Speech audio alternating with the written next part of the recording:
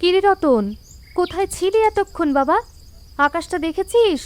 মনে হচ্ছে এখনই বৃষ্টি নামবে। হ্যাঁ মা, দেখেছি। পুকুর পাড়ে একটু হাঁটছিলাম, বাতাসটা খুব সুন্দর লাগছিল। হ্যাঁ, বর্ষার বাতাস সুন্দর ঠিকই, কিন্তু বেশি সময় বাইরে থাকিস না বাবা, অসুখ বিসুখ হলে কষ্ট হবে। আচ্ছা মা, কিন্তু আমার খুব ক্ষুধা লেগেছে, কিছু খেতে দেবে?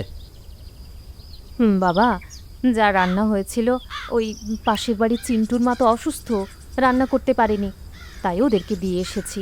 তারপরে আবার কাজ থেকে ফিরতে আজকে দেরি হয়েছে, তাই এখনো রান্না করতে পারিনি বাবা। মা, তোমাকে এত কষ্ট করতে দেখে আমার ভীষণ খারাপ লাগে। তুই আর এসব ভেবে মন খারাপ করিস না তো, কষ্ট তো আর মানুষের জীবনে চিরদিন থাকে না। তবুও আমি চাই তুমি আর মানুষের বাড়িতে কাজ না করো। এখন না করলে আমাদের সংসার চলবে কিভাবে বলতো? আমি বড় হয়ে কাজ করব, তখন তোমাকে আর কোনো কষ্ট করতে দেব না। তুই মানুষ হলেই আমার সব কষ্ট সার্থক হবে বাবা।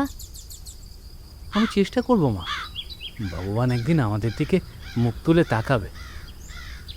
যা বাবা, এখন তুই ঘরে গিয়ে বস, আমি রান্না করতে যাই।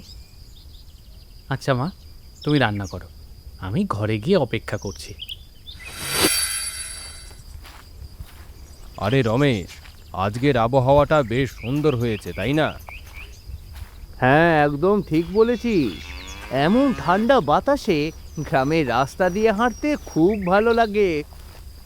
আচ্ছা, আমরা তো এখন সুবর্ণাদের বাড়ির পাশ দিয়ে যাচ্ছি, তাই না? হ্যাঁ, ওদিক থেকে কি সুন্দর রান্নার গন্ধ আসছে। সুবর্ণার হাতের রান্নার কথা মনে পড়লে আমার জিভে জল চলে আসে।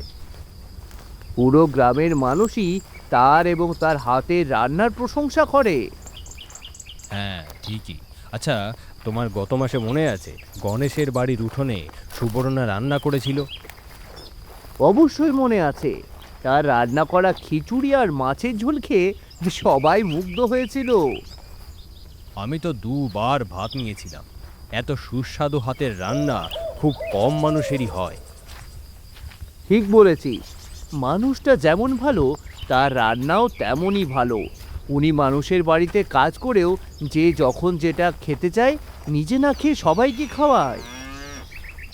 এত কষ্টের মধ্যেও সে সবসময় হাসি মুখে থাকে। আর তার ছেলে রতন, সেও খুব ভদ্র ছেলে, মাকে খুব সম্মান করে। কথা বলতে বলতে তো অনেকটা পথ চলে এসেছি। আমাকে বাজারের দিকে যেতে হবে। ঠিক আছে, আমি তাহলে মাঠের দিকে যাই। ভালো থাকিস। যাই তাহলে, কেমন? ওগো কমলা, আজ বাজার থেকে ফেরার পথে সুবর্ণর বাড়ির পাশ দিয়ে আসছিলাম। তাই নাকি? তারপর? তারপর আর কি, এমন একটা রান্নার গন্ধ পেলাম যে আমার পার সামনে যেতে চাইছিল না। খুব গবেষণা করেছো দেখছি। আরে, গ্রামের লোকজন এমনি এমনি সুবর্ণার রান্নার প্রশংসা করে না, তার হাতের রান্না কিন্তু সত্যিই অসাধারণ। তাই নাকি? হ্যাঁ, মনে হয় নুনও দেয় গান গেয়ে গেয়ে। তাহলে আজ থেকে আমি নুন দেব কাঁদতে কাঁদতে। আরে না না, আমি সে কথা বলিনি। তাহলে কাল থেকে তার বাড়িতেই গিয়ে খেয়ে এসো। আরে আমি তো শুধু প্রশংসা করলাম। প্রশংসা? একটু পর দেখবো সুবর্ণার রান্না নিয়ে গানও লিখে ফেলেছ। মন্দ হয় না কিন্তু, সুবর্ণার ঝোল খেয়ে মন যে আমার দোলে। খুব ভালো, গান গাইতে গাইতে তার বাড়িতেই চলে যাও। রাগ করো না, রাগ করো না, তোমার রান্নাও খুব ভালো। ও খুব ভালো, তাই না? আর ঢং করো না। এই কথাগুলো অন্য কাউকে গিয়ে বলো। সত্যি বলছি, তোমার রান্না না থাকলে আমি না খেয়েই থাকতাম। তাহলে আজ ভাত দেব, কিন্তু একটা শর্তে। কি শর্ত? খাওয়ার সময় সুবর্ণার নাম একবারও মুখে আনা যাবে না। কিন্তু একটা কথা। আবার সুবর্ণা? না না, আমি বলতে চেয়েছিলাম তোমার রাগের চেহারাটাও বেশ মজার। এখন চুপ করে বসে থাকো, আমি খাবার নিয়ে আসি।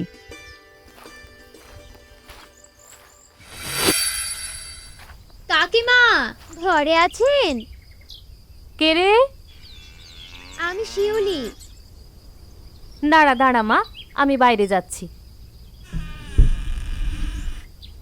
কাকিমা, তোমার সঙ্গে একটা কথা ছিল। হ্যাঁ বল মা, কি কথা? গ্রামের সবাই তোমার রান্নার এত প্রশংসা করে, আমি কতবার তোমার রান্না বাড়িতে নিয়ে গেছি, তোমার মতো রান্না করার চেষ্টা করছি, কিন্তু পারিনি। তাই নাকি? হ্যাঁ কাকিমা, সবাই অনেক প্রশংসা করে, তাই ভাবলাম তোমার কাছে রান্না শিখবো। হ্যাঁ, আমার কাছে রান্না শিখবি?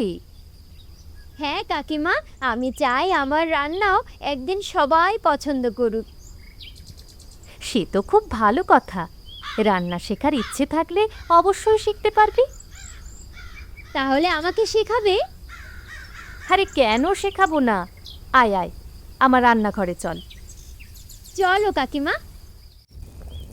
দেখ, প্রথম কথা হলো রান্না কখনো তাড়াহুড়ো করে করা যাবে না, বুঝেছিস?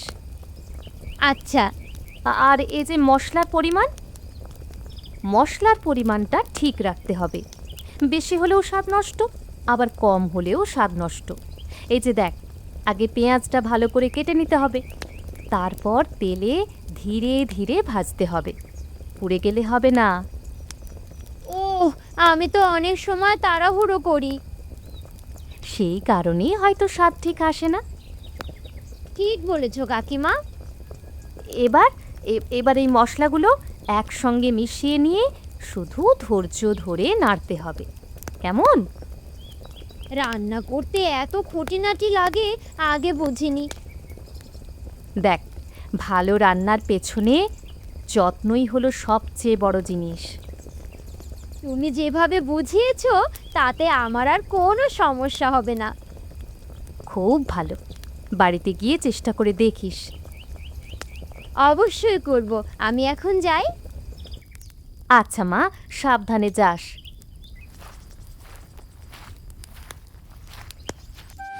সুবর্ণা, এদিকে আয়, তোর সঙ্গে আমার জরুরি কথা আছে। হ্যাঁ দিদি, বলো কি হয়েছে? কি হয়েছে সেটা তুই খুব ভালো করেই জানিস। কি বলছো গো দিদি? আমি তো কিছুই বুঝতে পারছি না। বুঝতে পারছিস না? আমার স্বামী গ্রামের মোড়ল, অথচ সারাদিন শুধু তোর রান্নার প্রশংসা করে। আমার রান্নার তো কোনো প্রশংসাই করে না। দেখো দিদি, আমি তো শুধু কাজ করি, এর বেশি কিছু নয়। চুপ, আমাকে এসব কথা শোনাবি না।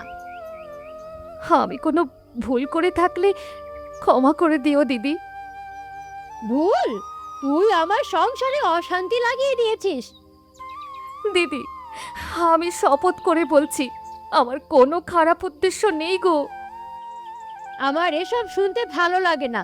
আজ থেকে তোর আর এখানে কাজ করার কোনো দরকার নেই। দিদি, দিদি আমাকে কাজ থেকে বের করে দেবেন না, আমাকে কাজ থেকে বের করে দেবেন না দিদি। এই কাজটাই যে আমার ভরসা। সেটা আমার বিষয় না, এখনই বের হয়ে যা। আমার ছেলেটার কথা একবার ভাবুন দিদি, আমার ছেলেটার কথা একবার ভাবুন। ওকে নিয়ে আমি কিভাবে চলবো? সেটা তোর সমস্যা, এখন আমার বাড়ি থেকে বের হয়ে যা। দিদি, দিদি আপনার পায়ে ধরছি দিদি, আমাকে তাড়িয়ে দেবেন না, আমাকে তাড়িয়ে দেবেন না। কোনো লাভ হবে না, আমি যা বলেছি তাই হবে। আর একটা কথাও না, বের হয়ে যা।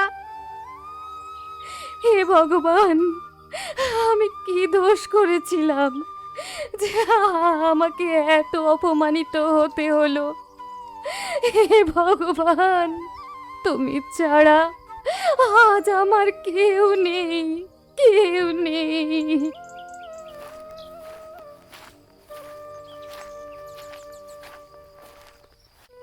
হায় ভগবান, আমি এখন কি করব? আমার ছেলেটাকে আমি কি খাওয়াবো? কেন আমার ভাগ্যে এত কষ্ট লিখে রেখেছো ভগবান? কেন? মা, তুমি কাঁদছো কেন? কিছু না বাবা, তুই বাইরে যা। না মা, কিছু একটা হয়েছে, তুমি আমাকে বলো। বললেও তো কোনো লাভ হবে না বাবা। তুমি না বললে কিন্তু আমি আরো চিন্তা করব। আজ মোড়লের বাড়িতে একটা বড় বিপদ হয়েছে আমার। কি হয়েছে মা? মোড়লের বউ আমাকে কাজ থেকে বের করে দিয়েছে। কি? কেন? সে বলল তার স্বামী নাকি সব সময় আমার রান্নার প্রশংসা করে, তাই সে খুব রেগে গেছে। শুধু এই কারণে তোমাকে কাজ থেকে বের করে দিল? হ্যাঁ রে বাবা, আমি অনেক বুঝিয়েছি, অনেক অনুরোধ করেছি, কিন্তু সে আমার কোনো কথাই শুনল না। এটা তো খুব অন্যায় হয়েছে মা। অন্যায় হলেও আমার তো কিছু করার নেই রে বাবা, আমার তো কিছু করার নেই। তুমি তুমি কেঁদো না মা, তুমি কেঁদো না। না কেঁদে কি করব বল? এই কাজের টাকাই তো আমাদের সংসার চলতো। অন্য কোথাও কাজ পাওয়া যাবে। এই গ্রামে কাজ পাওয়াই তো কঠিন রে বাবা। সবাই জানে আমি মোড়লের বাড়িতে কাজ করি। এখন যদি কেউ কাজ না দেয়? তুমি এত ভয় পাচ্ছ কেন? কি বলছিস তুই? ভয় পাবো না? ঘরে চাল প্রায় শেষ, হাতে কোনো টাকাও নেই। কাল আমরা কি খাবো সেটাই তো জানি না। ভগবান নিশ্চয়ই একটা পথ বের করবেন। দেখ বাবা, তুই এখন ছোট, এসব কথা বুঝবি না। ছোট হলেও আমি জানি তুমি কোনো ভুল করোনি। তোর মুখে এসব কথা শুনলে আমার বুকটা একটু হালকা লাগে বাবা। তুমি আর কেঁদো না, তুমি সারাদিন অনেক কষ্ট করেছো। তোর জন্যই তো বাঁচতে ইচ্ছে করে রে বাবা। মা, তুমি এখন চোখের পানি মুছে বসো, আমরা কোনো না কোনো উপায় ঠিকই খুঁজে বের করব। আচ্ছা বাবা, আমি আর কাঁদবো না। তুই আমার পাশে আছিস, এটাই আমার সবচেয়ে বড় ভরসা। ইরে রমেশ, গ্রামের সকলকে এইভাবে পুকুর পরে ডাকলি কেন? আমি একটা কথা বলবো সবার উদ্দেশ্যে। তা বল, এত গম্ভীর হয়ে আছিস কেন? সুবর্ণা দিদির কথা ভাবছিলাম। মোড়লের বাড়ির কাজটা চলে যাওয়ার পর থেকে ওর অবস্থা খুব খারাপ। ঠিক বলেছিস, কাল দেখলাম বাজারে যাচ্ছিল, মুখটা একদম শুকিয়ে গেছে। শুধু ওর কথা না, রতনের কথাও ভাবতেছি। ছেলেটা যে কি খাচ্ছে! এই কথাটাই তো আমাকে কষ্ট দিচ্ছে। সুবর্ণা দিদি কখনো কাউকে খালি হাতে ফেরায়নি, যখনই গেছি তখনই কিছু না কিছু খেতে দিয়েছে। আমার এখনো মনে আছে, একদিন আমাদের বাড়িতে রান্না হয়নি। আমি মজা করেই বলেছিলাম যে আমার খুব খিদে পেয়েছে। সুবর্ণা দিদি সঙ্গে সঙ্গে ভাত আর আলু ভর্তা এনে দিয়েছিল আমাকে। আমারও এমন হয়েছে। মানুষটা নিজের কষ্ট লুকিয়ে অন্যকে খাওয়ায়। তাই আমরা কি চুপ করে বসে থাকবো? না, অবশ্যই না। তাহলে কি করা যায়? আমার একটা বুদ্ধি আছে। বল। আমাদের গ্রামে তো কোনো হোটেল নেই। গ্রামে সবাই মিলে টাকা তুলে সুবর্ণা দিদিকে একটা ছোট হোটেল করে দিই। বাহ, দারুণ কথা। দিদির রান্নার তো কোনো তুলনাই হয় না। হ্যাঁ, হোটেল হলে নিজের পায়ে দাঁড়াতে পারবে। আর গ্রামের মানুষও ভালো খাবার খেতে পারবে। তাহলে আজ থেকেই টাকা তোলা শুরু করি। হ্যাঁ হ্যাঁ, শুরু করি। আমি দেবো কিন্তু 200 টাকা। আমার কাছে বেশি নেই, আমি এই 100 টাকা দেব। আমি 300 টাকা দেব। আমি দিচ্ছি 500 টাকা। আমি সঞ্চয় থেকে কিছু টাকা দেব। আমি দিব 400 টাকা। দেখেছো, সবাই কত আনন্দ করে টাকা দিচ্ছে। কারণ সবাই সুবর্ণা দিদিকে ভালোবাসে। অল্প অল্প করে অনেক টাকা জমে গেছে। আরো বাকি গ্রামবাসীরা টাকা দিলে অনেক টাকা হয়ে যাবে। এই টাকায় একটা ছোট দোকান নেওয়া যাবে। হাড়ি বেঞ্চ টেবিল সব কিছুই কেনা যাবে। আর নাম রাখা হবে বর্ষার দিনে ইলিশের হোটেল। নামটা শুনলেই খিদে পেয়ে যায়। তাহলে ঠিক হলো, কাল সকালে আমরা সবাই মিলে সুবর্ণা দিদির বাড়িতে যাব। হ্যাঁ, আর বলবো তুমি আর কাঁদবে না, এবার নিজের হোটেলের মালিক হবে। আজ গ্রামের মানুষ প্রমাণ করে দিল, ভালো মানুষের কষ্টে পুরো গ্রাম পাশে দাঁড়ায়। সুবর্ণা দিদি, আজ থেকে এই হোটেল তোমার। কি বলছো তোমরা? আমার হোটেল? আমি কি ঠিক শুনছি? হ্যাঁ গো, পুরো গ্রামের মানুষ মিলে এই টাকাটা জোগাড় করেছে। কেউ 50 টাকা দিয়েছে, কেউ 100, কেউ আবার তারও বেশি। তুমি আমাদের অনেকবার খাইয়েছো, এবার তোমার পাশে দাঁড়ানোর পালা আমাদের। তোমাদের এই ঋণ আমি কোনো দিন শোধ করতে পারবো না। মা, দেখেছ, আমি বলেছিলাম না ভগবান একটা পথ ঠিকই বের করে দেবেন। বলছি আমাকে 1 প্লেট ইলিশ মাছ আর ভাত দিন। আমার জন্যও দিন। এই হোটেলের রান্নার কথা শহর পর্যন্ত ছড়িয়ে গেছে। বৃষ্টির দিনেও যে এত মানুষ আসছে ইলিশ মাছ আর ভাত খেতে, আমি তো অবাক হয়ে যাচ্ছি। সবাই ধৈর্য ধরুন, সবার জন্য খাবার আছে। ভাই, ঝড় আর বৃষ্টি যাই হোক না কেন, এই হোটেলে না গেলে আমাদের পেট ভরবে না। হ্যাঁ ভাই, ঠিকই বলেছে। গ্রামের মধ্যে একটা হোটেল দিয়ে সবার অনেক উপকারী হয়েছে। আপনারা খাবার খেয়ে আমাদের জন্য দোয়া করবেন, কেমন? আর রতন, শোন বাবা, নতুন মাছগুলো ভালো করে ধুইয়ে আন। ঠিক আছে মা। এত দূর থেকে শুধু এই হোটেলের ইলিশ মাছ আর ভাত খেতে এসেছি। শুনেছি ঝড় হোক বৃষ্টি হোক, এখানে না এলে নাকি মানুষের মন পড়ে না। আপনাদের ভালোবাসাই আমাদের সবচেয়ে বড় সম্পদ। আসলে আমরা সবাইকে গরম গরম খাবার পরিবেশন করার চেষ্টা করি। আপনারা সবাই আসবেন, কেমন? তৃপ্তি করে খাবেন, এতেই আমাদের শান্তি। সুবর্ণা, একটু কথা বলতে পারি? আসুন দিদি, আসুন আসুন, বসুন। না না, বসার আগে আমাকে একটা কথা বলতে হবে। হ্যাঁ বলুন। আমি অনেক ভুল করেছি, আর আগের মাথায় তোমাকে অপমান করেছি, কাজ থেকে বের করে দিয়েছি। দিদি, পুরনো কথা মনে করে আর কষ্ট পাবেন না। না না, ক্ষমা না চাইলে আমার মন শান্ত হবে না, আমাকে ক্ষমা করে দাও। আমি তো অনেক আগেই আপনাকে ক্ষমা করে দিয়েছি। তুমি সত্যিই বড় মনের মানুষ। মা সবসময় বলেন, ক্ষমা মানুষকে ছোট করে না, বড় করে। তোমরা দুজনেই আমাকে একটা শিক্ষা দিলে। না মা, এ মাসে অনেক লাভ হয়েছে। তা হ্যাঁ রে, গ্রামের গরিব পরিবারগুলোর তালিকা তৈরি করেছিস তো? হ্যাঁ মা, যাদের ঘর ভেঙেছে, যাদের চিকিৎসার টাকা নেই, যাদের ছেলে স্কুলে যেতে পারছে না, সবার লিস্ট করেছি। তাহলে যা, তাদের কাছে সাহায্য পৌঁছে দে। কারও যেন কোনো কষ্ট না থাকে বাবা। ঠিক আছে মা।